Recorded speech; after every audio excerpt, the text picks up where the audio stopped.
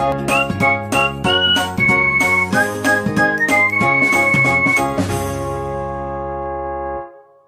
1. Lanjutan Jangan Berusaha. Kisah Bukowski iharat amunisi untuk kultur cerita inspiratif di zaman kita. Kehidupan Bukowski mewakili perjalanan-perjalanan mimpi orang Amerika. Seorang pria yang berjuang atas apa yang diinginkannya. Pantang menyerah. Dan pada akhirnya meraih mimpinya. Praktis, ini seperti sebuah film. Kita semua menyaksikan cerita Bukowski dan berkata, "Apa ku bilang? Orang ini tidak pernah menyerah. Orang ini tidak pernah berhenti mencoba. Orang ini selalu percaya diri, ia gigih melawan segala rintangan, dan akhirnya sukses." Tapi, semua narasi itu terdengar janggal, karena di atas batu nisan Bukowski tertulis, "Jangan berusaha." Lihat, meski nyatanya bukunya laris manis dan sosoknya terkenal, Bukowski dulunya adalah seorang pecundang, ia tahu benar itu.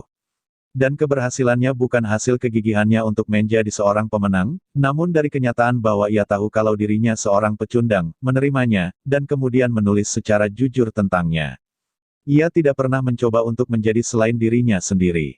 Kecerdasan dalam tulisan Bukowski bukan soal memanfaatkan peluang yang luar biasa atau mengembangkan dirinya menjadi seorang sastrawan yang gemilang. Yang ada adalah kebalikannya. Dia hebat karena kemampuan sederhananya untuk jujur pada diri sendiri sepenuhnya dan setulusnya, terutama mengakui hal-hal paling buruk yang ada pada dirinya sekalipun. Dan untuk membagikan perasaannya tanpa segan dan ragu.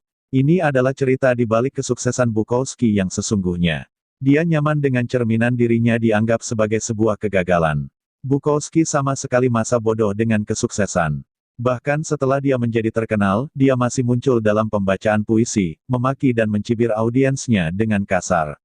Dia masih mengekspos dirinya di muka umum dan meniduri setiap perempuan yang ditemaninya. Menjadi terkenal dan sukses tidak mengubahnya menjadi pribadi yang lebih baik. Dia menjadi terkenal dan sukses, bukan karena perubahan orangnya yang lebih baik. Perbaikan diri dan kesuksesan kadang terjadi bersama, itu tidak lantas berarti keduanya adalah hal yang sama.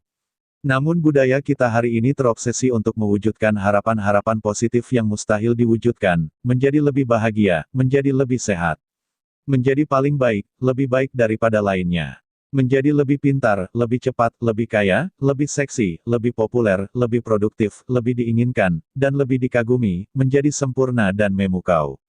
Setiap hari Anda meninggalkan segepok emas 24 karat, usai sarapan dan mencium istri Anda yang bahenol yang telah siap melakukan selfie, lalu berpamitan pada anak-anak Anda yang manis dan gendut. Lalu menerbangkan helikopter pribadi ke tempat kerja yang menyenangkan, di mana Anda bisa menghabiskan hari-hari dengan mengerjakan hal-hal yang sangat bermakna.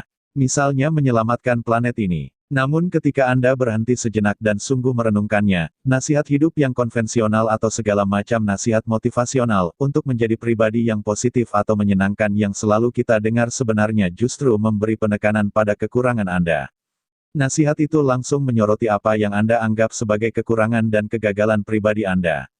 Kemudian menggarisbawahi hal tersebut untuk Anda. Anda mempelajari cara terbaik untuk mendapatkan uang karena Anda sudah merasa tidak punya cukup uang. Anda berdiri depan cermin dan terus mengafirmasi kalau Anda cantik karena Anda sudah merasa tidak cantik. Anda mengikuti tips berkencan dan menjalin hubungan karena Anda merasa bahwa memang Anda tidak layak dicintai. Anda melakukan latihan visualisasi yang konyol untuk menjadi lebih sukses karena Anda memang merasa tidak cukup sukses.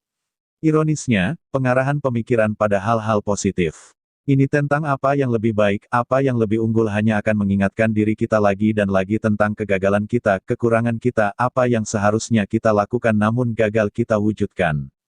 Bagaimanapun, jika seseorang sungguh bahagia, dia tidak akan merasa perlu untuk berdiri di depan cermin dan mengulang-ulang ucapan kalau dia bahagia. Dia bahagia, ya bahagia begitu saja. Ada sebuah ungkapan di Texas, anjing paling mungil menggonggong paling keras. Seseorang yang percaya diri tidak merasa perlu untuk membuktikan kalau dia percaya diri. Seorang wanita yang kaya tidak merasa perlu untuk meyakinkan seorang pun kalau dia kaya. Entah Anda seperti itu atau tidak. Dan jika Anda setiap saat memimpikannya sesuatu, Anda sebenarnya sedang menguatkan realitas bawah sadar Anda, lagi dan lagi bahwa Anda bukan itu. Setiap iklan televisi yang diproduksi ingin agar Anda percaya bahwa kunci suatu kehidupan yang baik adalah pekerjaan yang lebih baik, atau mobil yang lebih mewah, atau pacar yang lebih cantik, atau hot tub dengan kolam pompa untuk anak-anak. Dunia secara konstan mencecar Anda bahwa jalan menuju kehidupan yang lebih baik adalah lebih beli lebih banyak, dapatkan lebih banyak, buat lebih banyak, bercinta lebih banyak, jadi lebih dan lebih.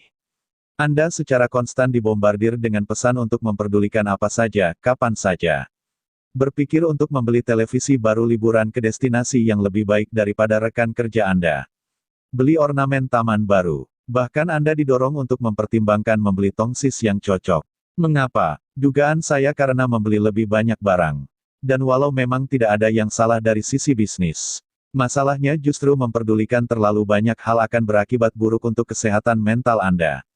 Ini membuat Anda menjadi terbuai pada hal-hal yang dangkal dan palsu. Anda membiarkan hidup Anda demi mengejar fatamorgana kebahagiaan dan kepuasan. Kunci untuk kehidupan yang baik bukan tentang memperdulikan lebih banyak hal, tetapi tentang memperdulikan hal yang sederhana saja. Hanya peduli tentang apa yang benar dan mendesak dan penting.